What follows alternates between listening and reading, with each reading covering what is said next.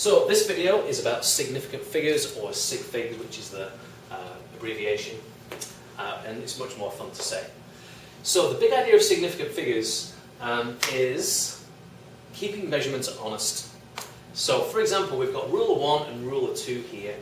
Ruler 1 is measuring this green piece of wood, and as you can see, the increments increase by 1 centimetre on this ruler. So the measurement goes beyond 1 but is less than 2. So you know, I use my best guess on this 0.8 value. I didn't know exactly where it is. I just knew that it was somewhere in between 0.5 and 2. 1.5 and 2. So you know, kind of guessed that last value. But if you look at ruler 2, you can see that it measures in millimetres as well as centimetres. There are 10 millimetres in 1 centimetre. So measuring the same piece of wood with this ruler, I get a different measurement because I know that the piece of wood is exactly lined up with 1.7. It doesn't go beyond that. So actually, excuse me, let's change that to 1.70. So I can add that 0, but it's still a guess. It's a better guess than this, but it's still a guess. So let's say that someone else read it, and they saw that it was actually slightly beyond that. Someone could record that as 1.72, just based on their vision. And so this is definite, this 1 and the 7 is definite, the 2 is a guess. In the same way that this 8 is a guess up here, based on where the measurement hits the ruler, you just take your best guess at that value.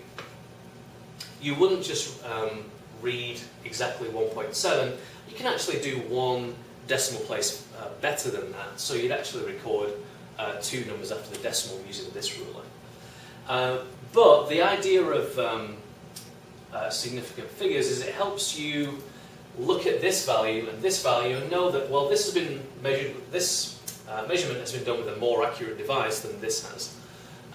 So if you knew that this was the ruler that was used and you saw this number written down, you know that this is actually very, very incorrect because this decimal place is a guess. So these two are just completely wrong. So the best you could do with this device is to go, well, past 1, you know, kind of 1.8. But this would be a completely inaccurate measurement, recorded measurement from this ruler. So the idea of significant figures is how many numbers do you write down when you measure something, and it depends on the device. And you can see the difference between these two, 1 decimal place or 2 decimal places, and obviously 2 decimal places is more accurate. So you'll be using significant figures in measurements, and in vast majority of the cases it's going to be very self-explanatory what you write down. But there are some cases when you've done calculations and you need to record a certain number of significant figures, and there are some rules that are attached to it. So very realistic that you'll do some measurements in an experiment in this room, and then you'll do some calculations based on those. And then, so what numbers do you write down? Do you write down what fills up the calculator screen after you've hit enter, or something else? And the answer is that there is something else, and it actually makes life a little easier for us, as well as more honest. If you've seen this measurement from this ruler, you know that that's completely wrong. And imagine if you buy pharmaceutical drugs from the pharmacist, and they measure with a scale that only measures in kilos, and your prescription is 2 grams. You can have anywhere between 0 and 1 kilogram.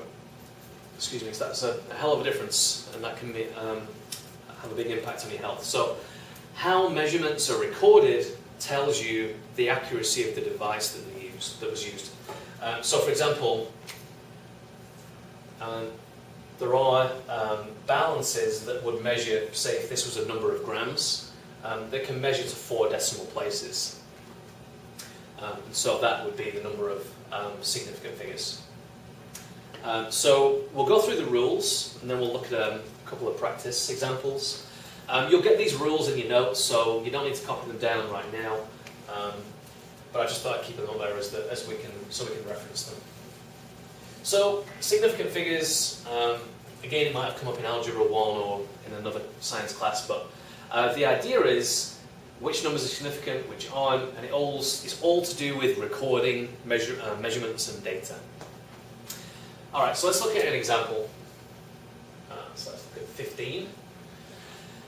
So, the rules are written down here. I'm not going to read them all out, but the way that you're going to handle significant figures is look at a number and then check it against the rules. So if you see two non-zero digits, 1 and 5, both are non-zero, then you know that there's two significant figures. I'm putting SF for Sig Figs, so I've abbreviated it a little bit further. So anything that's not a zero is significant, and that's always true. So if you see a number written like this, it would actually just be two significant figures because of this rule. So the zeros before a number are not significant. The reason why they're not significant is we could write this number in scientific notation. These numbers do the same job as this. They just tell you where the decimal goes and how many zeros to put in between. So you can write this number without these zeros and it will look like this. So this just means two significant figures.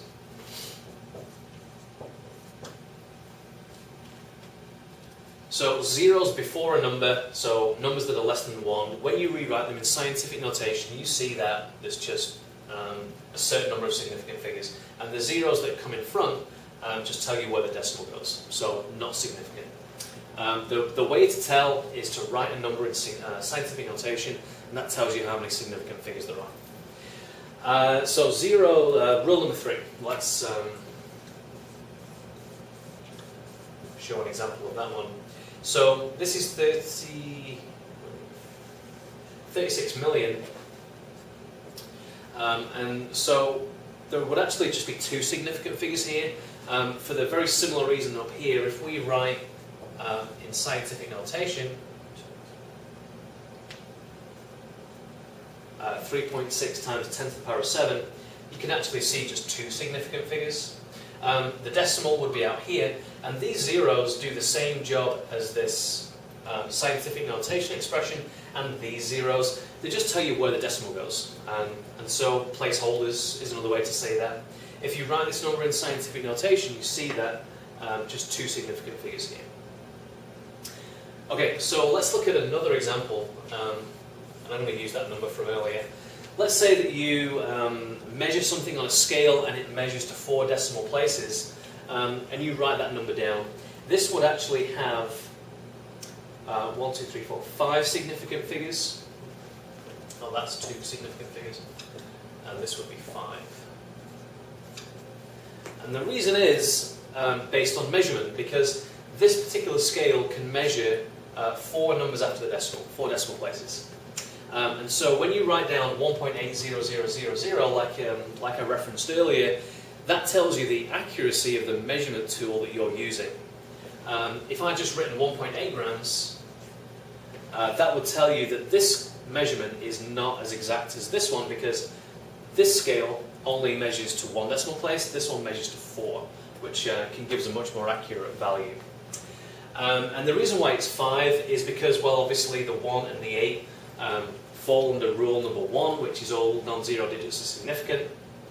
And then rule number 4 tells us that any zeros after a number and then after a decimal, so both of those criteria would be significant. So that would be a significant, 5 significant figures. And if you were going to write that, well, you wouldn't write that number in scientific notation, but you'd include those zeros if you wrote it similar value in scientific notation. And the last rule is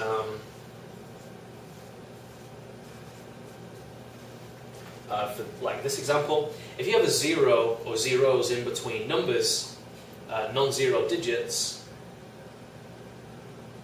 then it makes it significant. So here the 5, the 2 and the 3 are all significant. If you wrote this in scientific notation, you'd have to include that 0 writing 5.23 isn't the same as 5023 or 5.023. Very different numbers. So these would this will give us 4 significant figures, even though there's a 0. So the big idea of scientific notation helps us keep measurements honest, and the reason for that is I couldn't write 1.8000 if I'd used a scale that only measures to 1 decimal place. It wouldn't be an accurate measurement or an exact measurement. So the number of decimal places you write down tells you how accurate or how exact a particular measuring device is. So for the ruler example at the beginning, and this mass example here, it tells you the number of significant figures that you'll have. Obviously, the more significant figures, the more exact the measurement is. Like in this example, I think the big tripping point with significant figures is zeros, because anything that's not a 0 is always significant all the time. But zeros make it a little trickier. But just think about, if you see a number like this, if you wrote it in scientific notation, you'd see that this just tells you where the decimal needs to go, and there's only 2 significant figures. These zeros just tell you where you put the decimal. Excuse me. Same idea here, you've got all these zeros, but all they do is just tell you where the decimal needs to go. They're just placeholders. So write a number that you're not sure about in scientific notation, and it'll help you see. If there's no decimal after a number, like for this, that's wrong. Ignore that completely. But if you have, like this example, where you've got zeros after a number and after a decimal, then all of them would be significant. And then think about it, the reason is this example of measuring with a device that goes to that many decimal places. Zeros in between numbers, non-zero digits, are significant as well. When we'll apply this significant figures as we do experiments, and you record data and then do calculations on that data, even if you're just collecting an average value, you'll need to do it within a certain number of significant figures. And the number of significant figures that you'll need to report it to depends on the level of accuracy of your measuring device. And then in the next video, I'm going to talk about how we do operations with scientific notation. Significant figures, the excitement of significant figures is telling. So you'll get an idea of what you do with these values in the next video, but this was just explaining the rules and just the sort of big idea of significant figures.